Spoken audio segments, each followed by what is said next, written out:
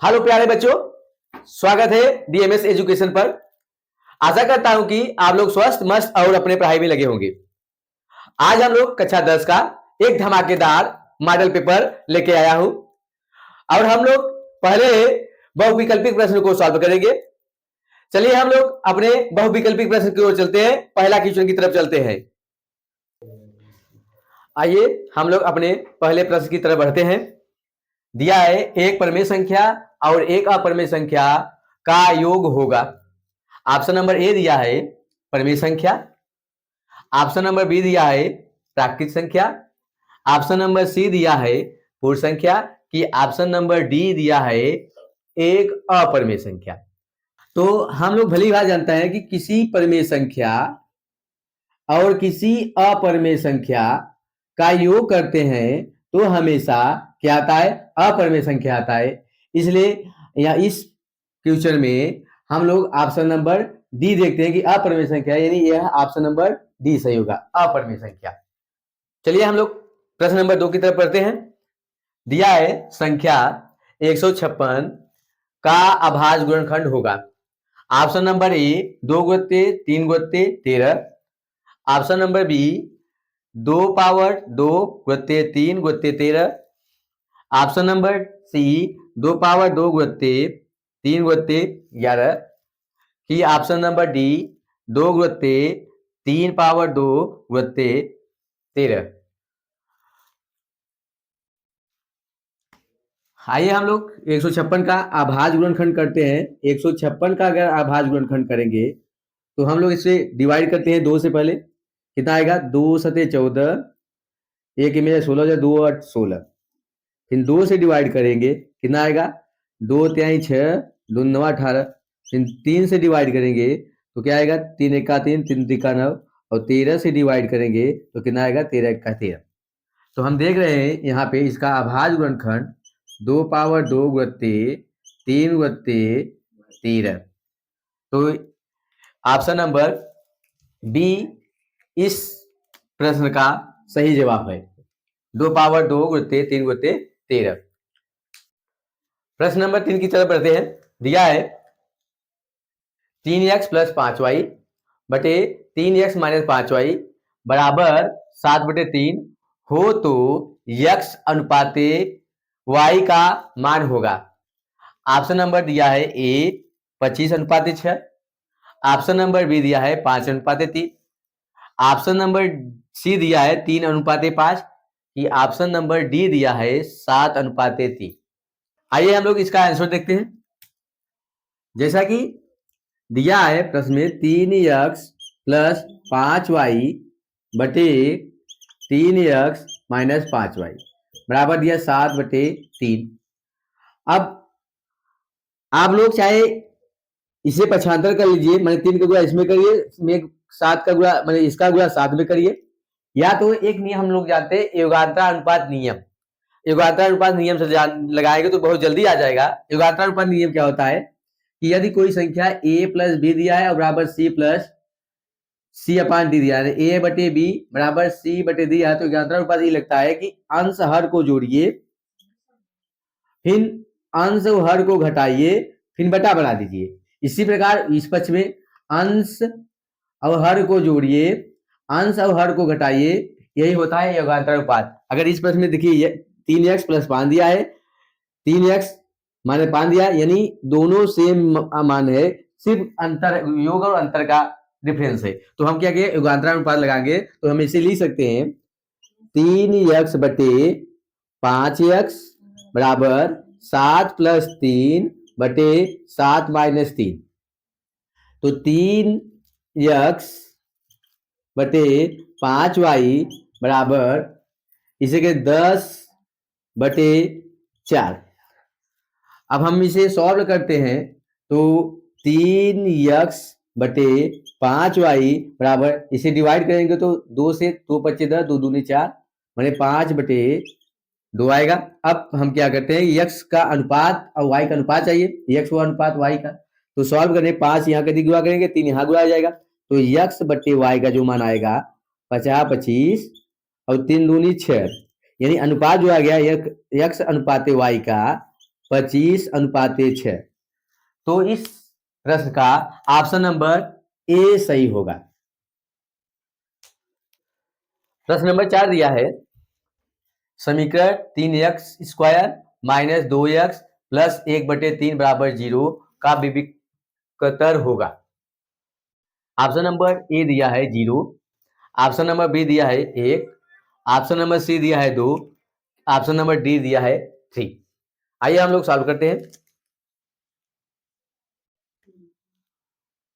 दिया है 3x² minus 2x plus 1/3 बराबर 0।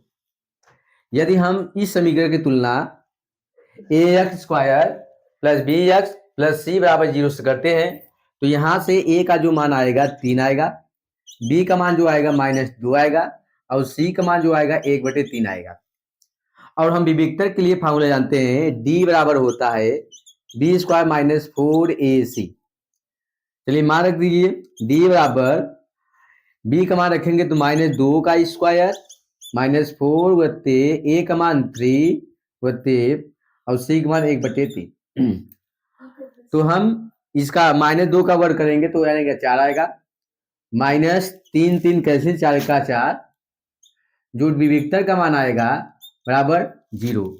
यानी इस ऑप्शन में विविकतर का मान कितना आ रहा है? 0 आ रहा है। तो ऑप्शन नंबर कौन सा सही है? ऑप्शन नंबर ए। प्रश्न नंबर 5 दिया है, निम्नलिखित सारणी का माध्य होगा। वर्ग अंतराल दिया है, बारंबारता दिया है, वर्ग अंतराल दिया है 2 से 4, 4 से 6, 6 से 8, 8 से 10, 10 से 12। अब बारंबारता दिया है 2, 4, 7, 3 और 4 दिया है। तो आइए हम लोग सॉल्व करते हैं। पहले क्या होता है कि वर्ग अंतराल दिया है, वर्ग अंतराल बारंबारता f से दर्शाते हैं। भाई हमें निकालना है माध्य, तो हमें चाहिएगा यक्स, मध्य पद माने मध्यमान, और उसके पास जाएगा f इंटू यक्स। तो 2 से 4, 4 से 6, 6 से 8, 8 से 10, 10 से 12। इसका बारंबारता है 2, 4, 7, 3 और 4। इसका मध्यमान निकालेंगे तो हम मध्यमान निकालते क्या है, 2 और 4 के जो बीच में आएगा 3 आएगा, या तो इन दोनों को जोड़िए और आधा कर दीजिए। 4 और 2 6, आधा 3, 6 और 4 10, 10 का आधा 5, 8 6 14 का आधा 7, 18 का आधा 9, 22 का आधा 11। अब क्या होता है, इसका और इसका मल्टीपल करेंगे, कितना आएगा? 3 दूनी 6, 4 में और 5 को 5 चौके 20, 7 सते 49, 9 त्रिक 27 और 11 चौक 44। अगर इन बारंबारता को जोड़ लीजिए, कितना आएगा? 2 और 4 6, 7 13, 13 और 3 16 और 4 20, यानी हमको n का मान जो मिला 20 मिला। अब हम इसे जोड़ लेंगे या फिर इंटू एक्स को जोड़ेंगे, कितना आएगा? 6 और 9 15, 15 और 7 23, 23 और 4 27। हासिल लगा 2, 6 2 8 और 4 12, 12 और 2 14, 147। तो हम लोग क्या करते हैं, अब फार्मूला होता है माध्य बराबर एक्स बार समांतर माध्य बराबर होता है 147/20। इसे सॉल्व करेंगे तो कितना आएगा? 2 सते 14 दशमलव 2 3 6 और 2 पचे 10। लेकिन ऑप्शन में कितना दिया है? एक अंक पे दिया है, मैं 7.3 इसमें दिया है। तो इसमें कौन सा ऑप्शन सही होगा? Option number D 7.3।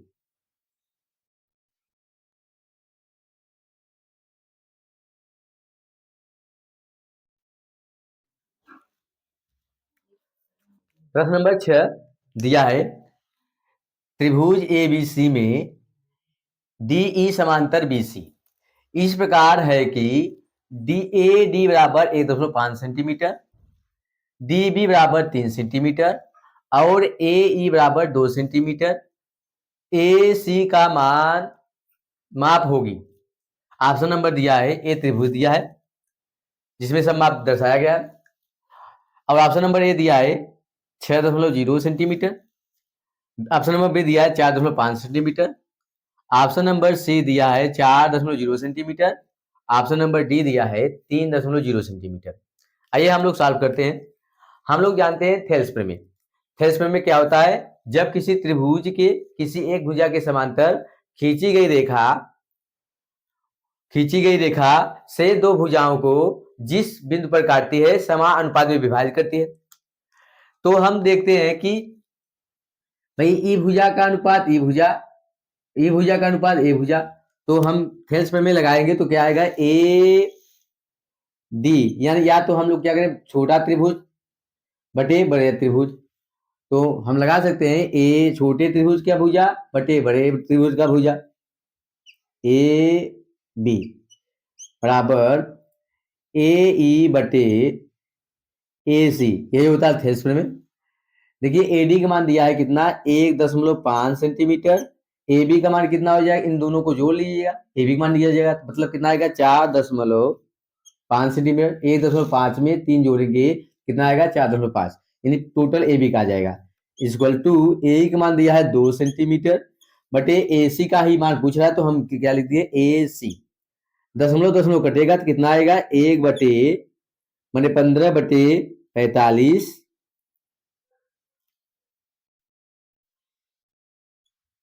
15 बटे 45 बराबर 2 बटे ए सी। हम इसे सॉल्व करेंगे तो माने 1 बटे 3, 15 का 15, 15 3 45 बराबर 2 बटे ए सी। अब हम सॉल्व कर लेंगे तो माने ए सी का जो मान आएगा कितना आएगा 6, तो 6.0, ऑप्शन नंबर ए सही होगा, तो ऑप्शन नंबर ए। प्रश्न नंबर 7 दिया है, बिंदुओं 2,3 और 4,1 के बीच की दूरी होगी। ऑप्शन नंबर ए 2 मात्रक, ऑप्शन नंबर बी 2 अंडर में 2 मात्रक, ऑप्शन नंबर सी अंडर में 2 मात्रक, ऑप्शन नंबर डी 3 मात्रक। तो हम लोग जानते हैं कि दो बिंदुओं के बीच की दूरी डी बराबर जो होता है अंडर में x2 माइनस x1 का whole square plus y2 minus y1 का होल स्क्वायर, या आप लोग x1 माइनस x2 का whole square plus y1 minus y2 का होल स्क्वायर भी लिख सकते हैं, कोई दिक्कत नहीं। तो मान रखिए इसे मान लीजिए x1, इसे मान लीजिए y1, इसे मान लीजिए x2, इसे मान लीजिए y2। आइए हम मान रखते हैं x2 का मान कितना है 4 माइनस x1 मान दिया 2 का होल स्क्वायर प्लस y2 दिया है 1 माइनस y1 दिया है कितना 3 का होल स्क्वायर। तो d का जो मान आएगा अंडर में इसको घटाएंगे कितना आएगा 2 का स्क्वायर प्लस इसको घटाएंगे तो माइनस 2 का स्क्वायर, डी बराबर जितना आएगा इसका वर्ग कितना 2 का वर्ग 4 प्लस माइनस 2 का वर्ग भी 4 होता है। तो हम इसे लिख सकते हैं डी बराबर कितना अंडर में 8, या इसे लिख सकते हैं अंडर में 4 गुत्ते 2 का स्क्वायर। तो डी बराबर 4 का वर्गमूल 2 हो जाएगा और इसका वर्गमूल नहीं होगा तो हम इसे अंडर में गिरा दीजिए अंडर में 2। तो ऑप्शन नंबर हम देख रहे हैं कि बी सही है, तो इसमें ऑप्शन नंबर बी। प्रश्न नंबर 8 दिया है, द्विघात समीकरण 3x² minus 12x plus m बराबर 0 के मूल बराबर है, तो m का मान होगा। Option number A 4, option number B 6, option number C 12, option number D 14। चलिए हम लोग द्विघात समीकरण में हम जानते हैं कि जब मूल बराबर होता है तो डी बराबर कितना होता है 0 होता है। तो यहां से पहले हम क्या कर ले, और डी का विविक्तर का मान होता है b² माइनस 4ac बराबर 0, तो हम यहाँ से b² बराबर लिख सकते हैं 4ac। चाहे यहाँ से आप याद करिए कि मूल जब बराबर होता है तो डी बराबर 0 होता है और विविक्तर का मान होता है b² माइनस 4ac बराबर 0, यानी b² बराबर क्या लिख सकते हैं 4ac। तो हम इस समीकरण की तुलना अगर हम ax² plus bx plus c से बराबर 0 से करेंगे तो एक मान कितना आएगा 3 आएगा, बी का मान कितना आएगा -12 आएगा और सी का मान कितना आएगा m आएगा। तो हम इस सभी का मान यहाँ रख देते हैं। तो बी का मान है -12 का वर्ग बराबर 4 गुणित्ते 3 गुणित्ते सी की जगह क्या रख देंगे, स्थान पर क्या रख देंगे यहाँ। तो इसका 12 का जो वर्ग होगा, 12 का वर्ग जो होगा 144 बराबर 4×12 यम। भाई हम कटा देंगे तो यानी यम बराबर कितना आ जाएगा 144/12, 12 ब्रह्म में 144। इसका मतलब यम का मान जो आ रहा है 12 आ रहा है, जो कि ऑप्शन नंबर सी सही है। प्रश्न नंबर 9 दिया है 15 और 25 का एचसीएफ बराबर 5 है तो एलसीएम होगा। चलिए हम लोग इसे सॉल्व करते हैं। हम लोग जानते हैं कि एलसीएम बराबर होता है पहली संख्या बटे दूसरी संख्या बटे एचसीएफ। तो यहाँ पे पहली संख्या कितना दिया है 15 दिया है, दूसरी संख्या कितना दिया है 25 दिया है, बटे एचसीएफ कितना है 5 दिया है। इसे सॉल्व करने पर 5 का 5 50 25 और 15 25 75, यानी इस ऑप्शन में ऑप्शन नंबर बी सही है। प्रश्न नंबर 10 दिया है समांतर श्रेणी, एपी मतलब समांतर श्रेणी 3 1 -1 -3 डॉट डॉट डॉट के लिए सारो अंतर होगा। ऑप्शन नंबर ए दिया है -2, ऑप्शन नंबर बी दिया है 1, ऑप्शन नंबर सी दिया है 2, ऑप्शन नंबर डी दिया है 5। तो हम लोग जानते हैं कि किसी भी समांतर श्रेणी का सर्वांतर ज्ञात करने के लिए उसके किसी भी टर्म में से उसके पहले वाले टर्म को घटा दिया जाता है। T2 - T1 term number 2 term number 2, या हम लोग जानते हैं किताब में क्या दिया है, डी बराबर दिया है A2 - A1, A2 - A1। तो चाहे आप टर्म नंबर इसी term number 1 term number 2 term number 3 term number 4 दिया है, चाहे इसे T2 - T1 करिए, चाहिए आप A2 - A1 करिए, जो कि बुक में दिया है A2 - A1। तो आइए हम लोग इसी लगाते हैं। डी बराबर टर्म नंबर 2 कितना दिया है 1 माइनस टर्म नंबर जो फर्स्ट दिया है 3 दिया है, तो इसे सॉल्व करने के कितना आएगा -2, इसलिए ऑप्शन नंबर ए सही होगा। प्रश्न नंबर 11 दिया है निम्नलिखित सारणी का माध्यक वर्ग होगा। जो सारणी वर्ग अंतराल दिया है और बारंबारता दिया है। वर्ग अंतराल 0 से 5, 5 से 10, 10 से 15, 15 से 20, 20 से 25 दिया है। अब बारंबारता दिया है 2 7 3 10 और 4। तो माध्यक वर्ग इसमें ज्ञात करने के लिए सबसे पहले हम लोग क्या करते हैं, संचयी बारंबारता निकाल लेते हैं। तो इसका संचयी बारंबारता कैसे निकलेगा, यही निकाल दे रहे हैं संचयी बारंबारता। संचयी बारंबारता क्या होता है, यहाँ पे ही हम संचयी बारंबारता निकाल दे रहे हैं। CF पहले क्या होता है, बारंबारता का जो पद दिया है 2 उतार लेते हैं। अब 2 और 7 जोड़ेंगे कितना आएगा 9 आएगा, फिर 9 और 3 जोड़ दीजिए कितना आएगा 12 आएगा, 12 और जो 10 जोड़ देंगे कितना आएगा 22 आएगा, 22 और 4 जोड़ेंगे कितना आएगा 26 आ जाएगा। तो बारंबारता को अगर हम ऐड करेंगे तो माने कितना आएगा 26 ही आएगा, माने जो n का मान आएगा कितना आएगा 26 आएगा। तो हमें पता चल गया कि 26 का याद है, यानी n बराबर निकालना चाहे हम लोग कैपिटल N स्मॉल n का मान निकाल तो n/2 वहां पर होता है। अब n बराबर कैपिटल N का मान दिया है 26/2 वहां पर, तो 26 का आधा कितना होगा 13 वहां पर। अब हम संचयी बारंबार देखते हैं कि 13वां पद किसमें आता है, यहाँ तक 12 पद इसमें तो होगा नहीं, मान 13वां पद इसमें आ रहा है, 13वां पद 22 में आ रहा है। तो 22 में हम जाएंगे वर्ग अंतराल में, वर्ग अंतराल में जो 15 से 20 है यही हमारा क्या होगा माध्यक होगा, इसलिए ऑप्शन नंबर डी सही होगा। प्रश्न नंबर 12 दिया है यदि tan a बराबर 1 तो 2 sin a into cos a का मान होगा। ऑप्शन नंबर ए दिया है 0, ऑप्शन नंबर बी दिया है 1/2, ऑप्शन नंबर सी दिया है 1, ऑप्शन नंबर डी दिया है 2। आइए हम लोग सॉल्व करते हैं। दिया है tan a बराबर 1। तो हम जानते हैं कि यदि हम a का मान निकालें तो यहाँ 1 मान रख सकते हैं। तो tan a, tan किस अंश का मान 1 होता है, मैं tan 45 अंश का मान, तो हम यहाँ लिख दिए tan 45। tan tan कट जाएगा, a बराबर कितना आएगा 45 अंश। अब इसमें हम रख देंगे तो sine 2 sine a into cos a, तो 2 साइन 45 अंश इंटू कास 45 अंश। दो साइन 45 अंश मान होता है 1/√2 इंटू कास 45 मान होता है 1/√2। इसका हर एक मान लेंगे तो हम गुणा करेंगे 2/2 में √2 में √2 का करेंगे कितना आएगा 2 आएगा, इक्वल टू कितना a, यानी इससे सॉल्व करने में कितना आया 1 आया, इसलिए हमारा ऑप्शन नंबर सी सही होगा। प्रश्न नंबर 13 दिया है, एक वृत्त के केंद्र से 25 सेंटीमीटर दूर स्थित बिंदु Q से वृत्त की स्पर्श रेखा की लंबाई 24 सेंटीमीटर है, तो वृत्त की त्रिज्या क्या होगी। देखिए दिया क्या है, एक वृत्त है, इस वृत्त का क्या है केंद्र O मान लीजिए, इस केंद्र से 24 सेंटीमीटर की दूरी पे कोई बिंदु क्या है Q है, इसका लंबाई दिया 24 सेंटीमीटर।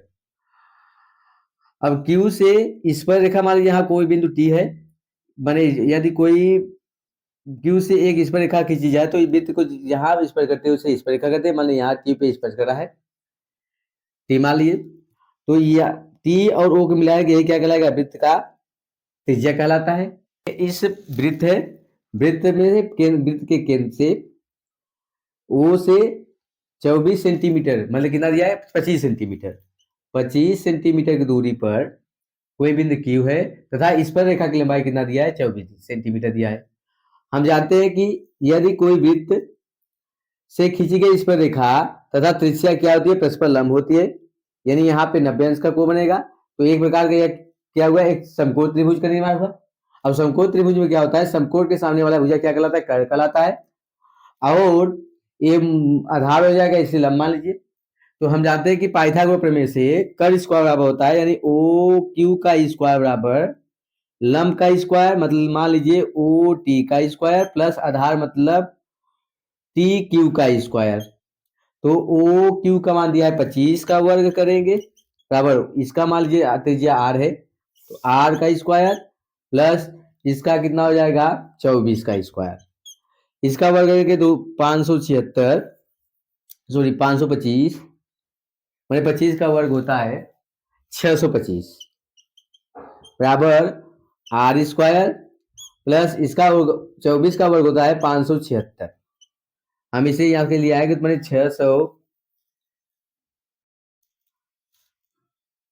625 माइनस 576 बराबर आर स्क्वायर, घटाएंगे कितना आ जाएगा 49 आ जाएगा,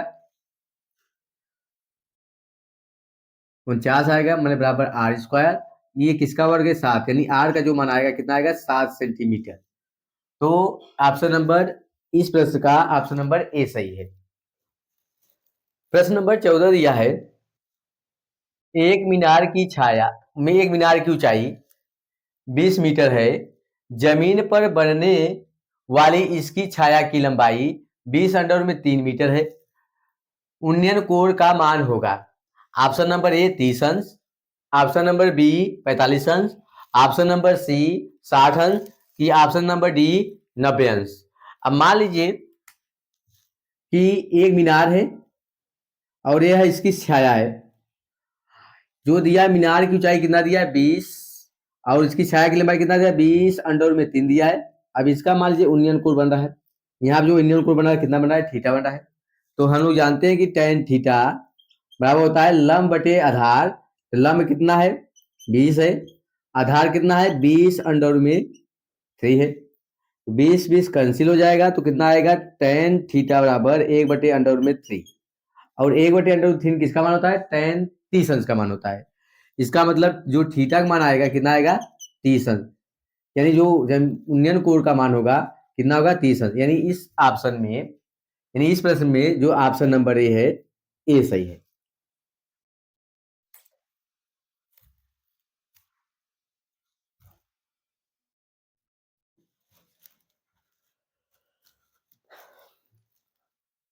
आइए हम लोग प्रश्न नंबर 15 की तरफ बढ़ते हैं।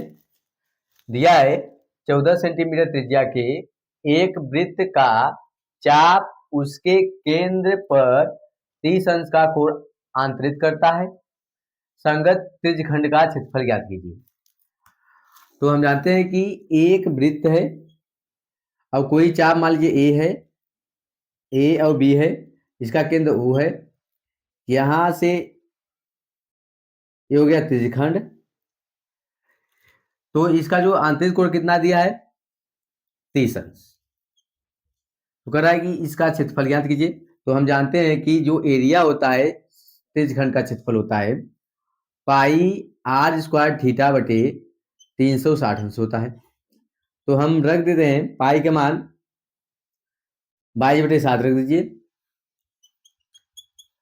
आर का मान दिया है 14 × 14 और थीटा का मान दिया है 30/360। तो हम क्या करें, इसे सॉल्व करेंगे, कितना आएगा, यहाँ पे 12 आ जाएगा, 7 दूनी 14। हम लोग इसे सॉल्व करेंगे, कितना आ जाएगा, लगभग 2 × 12 और आ जाएगा 2 11 आ जाएगा, यहाँ पे 3 आ जाएगा। इसे सॉल्व करने में कितना आएगा, 14 × 14 हासिल का 1, 14 × 14 1 15/3 है। तो करेंगे नहीं, मतलब हम देख रहे हैं कि 154/3 जो कि ऑप्शन नंबर 3 में मिल रहा है। तो इसलिए इसका जो प्रश्न का आंसर होगा ऑप्शन नंबर सी होगा। प्रश्न नंबर 16 देखते हैं क्या है। दिया है जोकर की टोपी का आकार होता है। आप लोग तो सब लोग जानते होंगे जोकर का टोपी का आकार कैसा होगा, बेलनाकार, शंखवाकार, त्रिभुजाकार कि आयताकार। तो ऑप्शन नंबर, इस प्रश्न का ऑप्शन नंबर बी सही होगा, शंखवाकार। क्योंकि जो देखे क्या होता है, जोकर का टोपी एक शंखवाकार आकार होता है। प्रश्न नंबर 17 दिया है कल्पित माध्य विधि और पग विचलन विधि सरलीकृत रूप है। पहला ऑप्शन दिया है अप्रत्यक्ष विधि, दूसरा दिया है प्रत्यक्ष विधि, तीसरा दिया है संयुक्त विधि कि चौथा ऑप्शन दिया है सरल विधि। तो आप लोगों ने यदि कल्पित विधि और पग विचलन विधि पढ़ा होगा तो इसे क्या कहते हैं, एकदम लघु रूप में बनाते थे। तो लघु रूप में बना के हम कैलकुलेशन करते थे। तो लघु रूप मतलब क्या होगा, सरल विधि होता है। इसका मतलब हमें जो इस प्रश्न का जो ऑप्शन होगा ऑप्शन नंबर डी सही होगा, सरल विधि। प्रश्न नंबर 18 दिया है यदि कुछ प्रेक्षणों का माध्य तथा माध्यिका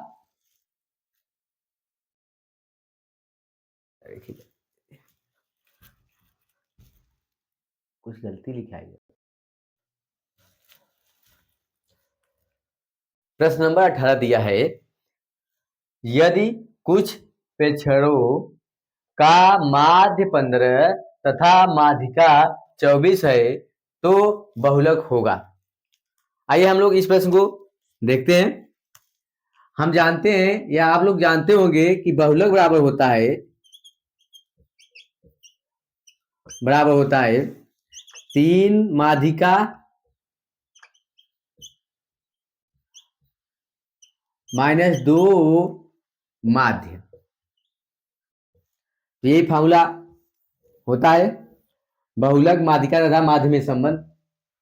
ये फॉर्मूला होता है। हम मान रख के देखते हैं कितना, 3 गुणित माध्यिका का मान कितना दिया है 24 माइनस 2 गुणित 15, 24 3 कितना होगा 72 होगा, माइनस 15 दूना 30 होगा। हम इसे घटाएंगे कितना आएगा 42, माने बहुलक कितना आ गया 42। तो इस प्रश्न का ऑप्शन नंबर डी सही है। नंबर 19 दिया है जब एक पासे को एक बार फेंका जाता है तो एक सम संख्या प्राप्त होने की प्रायिकता होगी। ऑप्शन नंबर ए दिया है 2/3, ऑप्शन नंबर बी दिया है 1/6, सॉरी 1/2। ऑप्शन नंबर सी दिया है 1/6 और ऑप्शन नंबर डी दिया है 1/3। देखिए पासा में हम जानते हैं कि 6 अंक तक लिखा होता है। भाई पासा में कितने अंक लिखा है? 6 अंक कहाँ से? 1 2 3 4 5 6, इतना अंक लिखा होता है। हमें पूछा क्या है? सम संख्या प्राप्त होने की प्रायिकता। तो सम या तो 2 आएगा, या तो 4, या तो 6। यानी कितनी संभावनाएं बन रही है? 3 संभावनाएं। भाई प्रायिकता यही होता है, प्रायिकता बराबर होता है संभव, जितना संभावनाएं बनती है बटे कुल संभावनाएं। कुल संभावना कितने? 6 थे। और कितनी संभावनाएं हो रही है? 3 थे, यानी 3 बटे हम लिख सकते हैं 6। तो इसलिए भाग में कितना आएगा? 3 निकाल 3 दूनी 6 माने 1/2। तो इसमें इस प्रश्न में ऑप्शन नंबर बी सही होगा, 1/2। प्रश्न नंबर 20 दिया है, अच्छी प्रकार से फेंटे हुए ताश के 52 पत्तों में से एक पत्ते को यादृच्छिकता निकालने पर पत्ते के रानी होने की प्रायिकता होगी। ऑप्शन नंबर ए दिया है 1/4, ऑप्शन नंबर बी दिया है 1/13, ऑप्शन नंबर सी दिया है 1/26, ऑप्शन नंबर दिया है 1/52। देखिए मैंने ताश में कुल कितने पत्ते होते हैं? 52 पत्ते होते हैं। 52 पत्ते में से हमें बात हो रहा है, किसका बात हो रहा है? कि रानी निकालने की प्रायिकता। और रानी क्या होता है? कि जो क्यू के आकार होता है वह रानी होता है। तो रानी, भाई 52 पत्तों में से कितने रानी होंगे? 4 रानियां होंगी। अब 4 रानी में से किसी न किसी एक रानी को निकाला है, वो निकाला है, माने हमें संभावनाएं कितनी बन रही है? 4, और टोटल संभावनाएं कुल कितनी है? 52। इसका मतलब जो प्रायिकता आएगी, रानी निकालने की प्रायिकता जो आएगी, कितना आएगा? माने 4/52। भाई प्रायिकता की बात हो रहा है, तो इसे हम जब भाग करेंगे कितना आएगा? 4 का 4, 13 चौका 52 होता है, मतलब 1/13 रानी निकालने की जो प्रायिकता आएगी 1/13 आएगी। इसलिए इस प्रश्न का ऑप्शन नंबर बी सही होगा।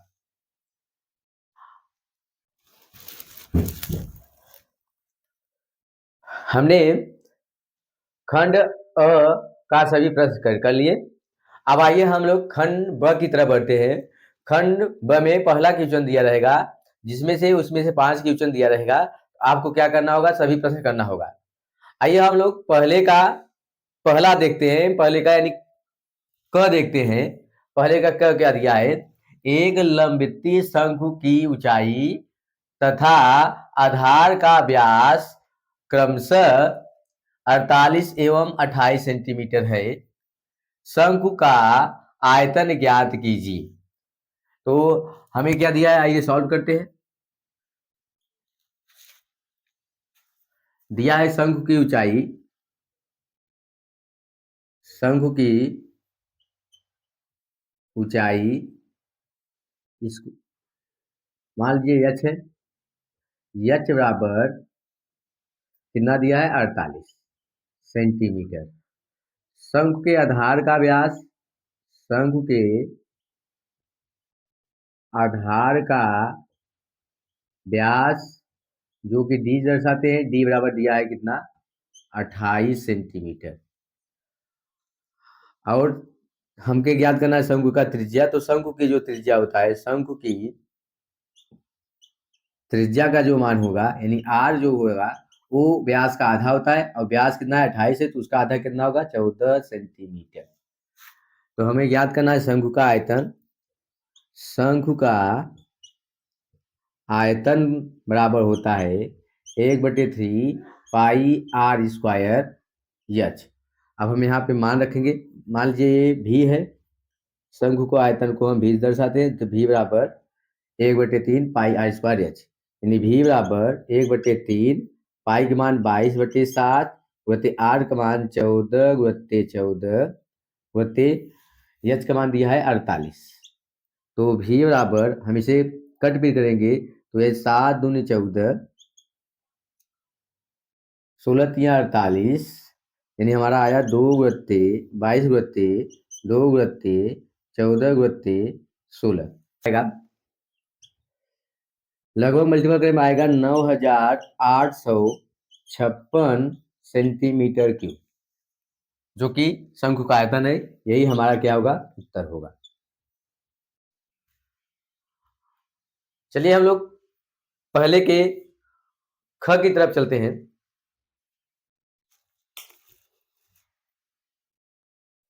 पहले का ख दिया है, अभाज्य गुणनखंड विधि से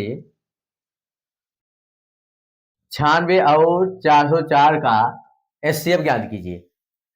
चलिए हम लोग सॉल्व करते हैं।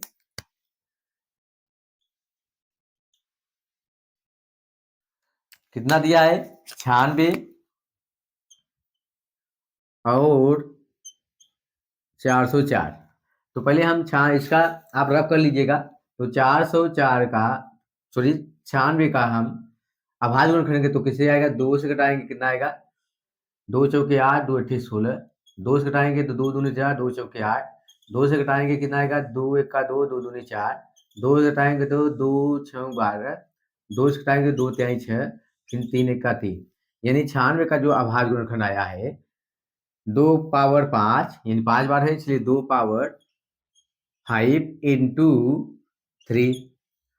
और हम लोग 404 का अभाज्य गुणन करेंगे तो 2 से घटा दीजिए, कितना आएगा, 2 0 2, 2 से घटाएंगे तो 1 0 1। अब 101 तो अपने आप घटेगा, तो ये माने इसका जो अभाज्य गुणन कर रहा है 2 घाते 2 गुणित्ते 101। अब इसका एचसीएफ जो होता है किस 404 और 96 का एचसीएफ इसका 96 कामा 404 का हम जानते हैं कि दो संख्याओं का एचसीएफ ज्ञात करने के लिए उन संख्याओं के अभाज्य गुणनखंडों में से उभयनिष्ठ गुणनखंडों का जो मिनिमम घात होता है वही क्या कहलाता है, उन संख्याओं का एचसीएफ कहलाता है। तो इन दोनों संख्याओं में दो कॉमन पद है, उभयनिष्ठ पद है, और उभय पद में से जो कि इसका घात 5 है, उसका घात क्या है, 2 है, तो यानी मिनिमम घात क्या है, 2 घाते 2 है, इसलिए इसका एचसीएफ क्या है, 2 घाते 2। इसे मल्टीपल करेंगे कितना आएगा, 4 आ जाएगा। तो मैंने यही क्या हो गया, 96 और 404 का एचसीएफ 4 है, यानी यही आपका उत्तर होगा। ये तो आप यही करना हो तो फिर मेरे हाथ कर लीजिएगा साफ साफ, या तो रफ करके इस तरह कर दीजिएगा। एक का ग दिया है, बिंदुओं -1, 7 और 4, -3 को मिलाने वाले रेखाखंड को 2:3 के अनुपात में विभाजित करने वाले बिंदु के निर्देशांक ज्ञात कीजिए। आइए हम लोग इसे सॉल्व करते हैं।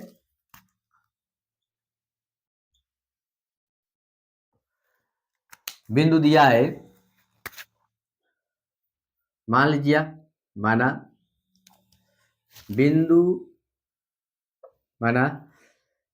बिंदु ए दिया है -1, 7 व बिंदु बी दिया है 4, -3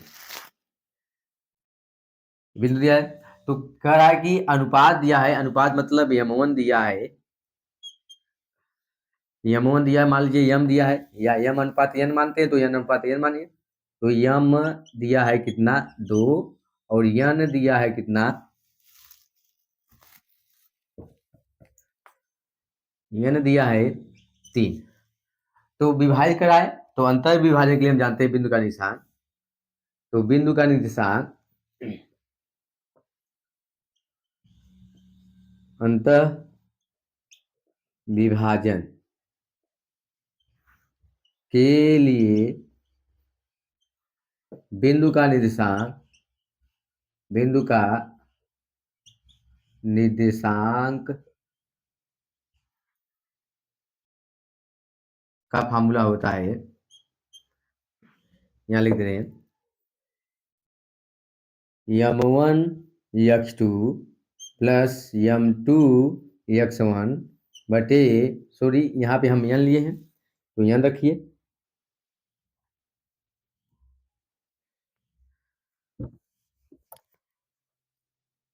यम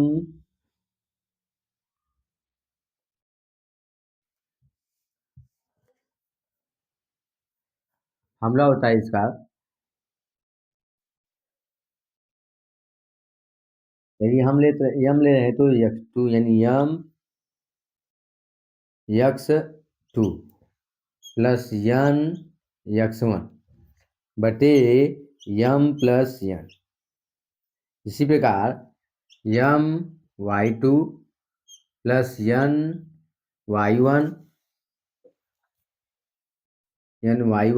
बटे यम प्लस यन, ये होता है अंतर विभाजन के बिंदु का निशान।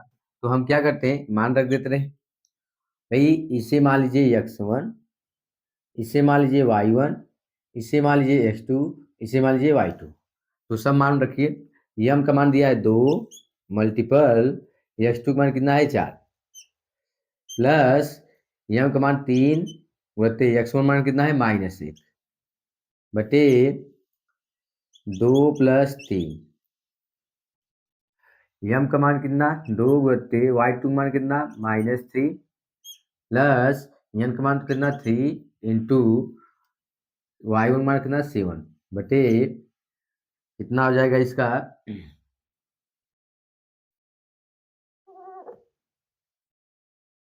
2 प्लस 3।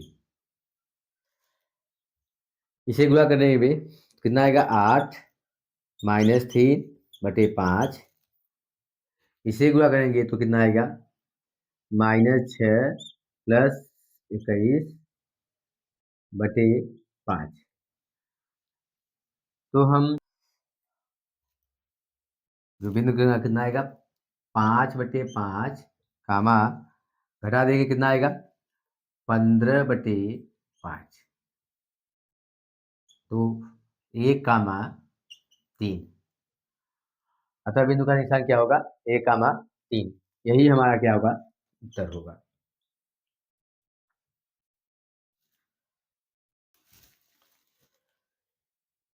एक का घ दिया है, यदि साइन अल्फा बराबर 1/2 और कास बीटा बराबर 1/2 हो तो अल्फा प्लस बीटा का मान ज्ञात कीजिए। चलिए हम इसे सॉल्व करते हैं। हमें दिया क्या है साइन अल्फा बराबर 1/2। तो हम जानते हैं यहाँ साइन है, तो साइन किस अंश का मान 1/2 होता है, साइन 30 अंश का मान होता है। तो साइन अल्फा बराबर साइन 30 अंश, तो यानी अल्फा का मान क्या आ जाएगा 30 अंश।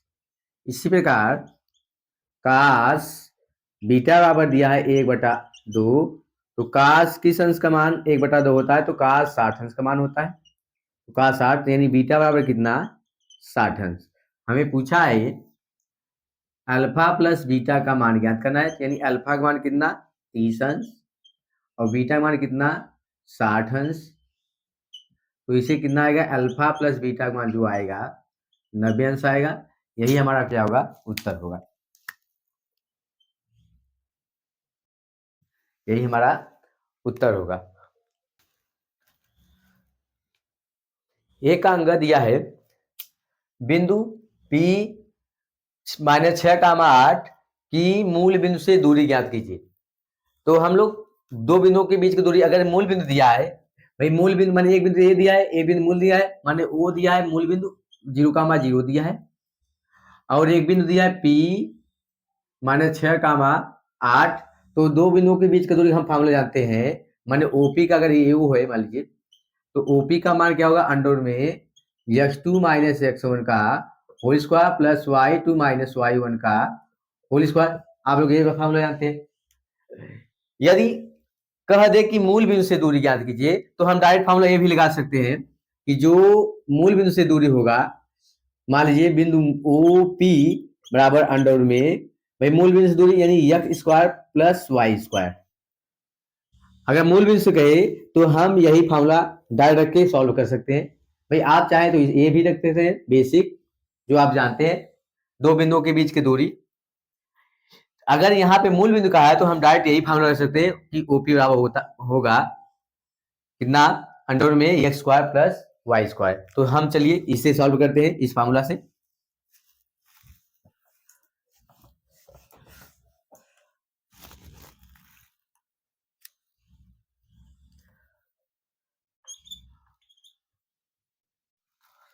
बिंदु दिया है, P दिया है कितना, -6, 8, यानी ये x हो गया, तो ये क्या हो गया, y हो गया।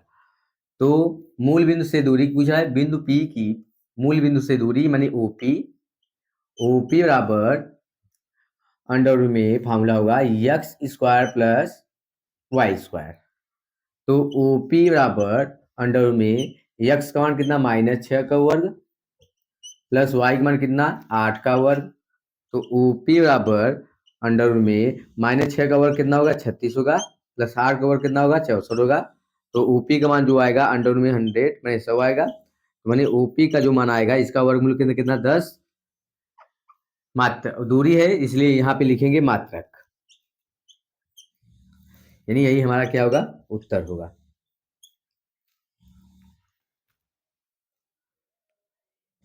प्रश्न नंबर 1 का चर दिया है, सिद्ध कीजिए कि cot a minus cos a upon cot a plus cos a बराबर cosec a माइनस 1 बटे cosec a प्लस 1।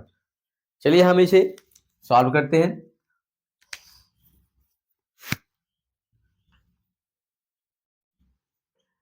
हमें दिया है कितना, इतना दिया है, cot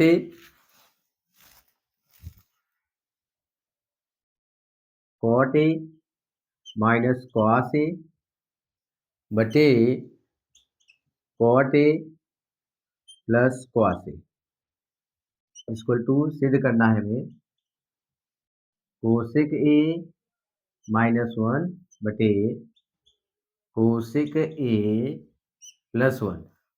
तो हमें सिद्ध करना है इतना बराबर इतना, चाहे इतना बराबर इतना, आपको जो पक्ष अच्छा लगे, चाहे बायां चाहे दायां, आप उसे जो सरल लगेगा आप उसे ले लीजिएगा और हल कर लीजिएगा। आइए हम लोग लेफ्ट हैंड साइड लेते हैं। लेफ्ट हैंड साइड दिया है कितना, cot a minus cos a बटे cot a plus cos a। तो हम cot a के लिख सकते हैं cos a बटे sin a minus cos a। इसी प्रकार नीचे भी लिख सकते हैं cos a बटे sin a plus cos a। तो हम इसमें से cos अगर ये कॉमन लेते हैं, cos से कॉमन लेते हैं, बचेगा कितना, 1 अपान, यहाँ देखो, यदि इसमें से हम cos कॉमन लेते हैं तो cos a अगर हम कॉमन लेते हैं बचेगा कितना, 1 अपान साइन a माइनस 1 बटे, इसी प्रकार नीचे भी cos a कॉमन ले लीजिए, जब cos a बाहर करेंगे बचेगा कितना, 1 अपान साइन a प्लस 1। तो cos यहाँ cos कैंसिल हो जाएगा, तो 1 अपान साइन को क्या लिख सकते हैं, cosec a minus 1 upon 1 upon sign के लिख सकते हैं कोसेक a प्लस 1, जो कि हमारा लेफ्ट हैंड साइड आ गया। यही हमारा क्या होगा, उत्तर। लेफ्ट हैंड साइड यही हमारा क्या हो गया, उत्तर हो गया, रूट। चलिए बच्चों, हम लोग इसका एक पार्ट और बना लेते हैं। ये आज बहुत टाइम हो गया है, इसलिए हम चाहते हैं कि हम आपका इसके आगे से एक पार्ट और बना देते हैं। तो ठीक है, हम आज यहीं पे आज इस लेक्चर को रोकते हैं। हम लोग अगले लेक्चर में इसके आगे से पढ़ेंगे। यदि आपको यह लेक्चर अच्छा लगा हो तो लाइक करिए, शेयर करिए और सब्सक्राइब करिए और धन्यवाद।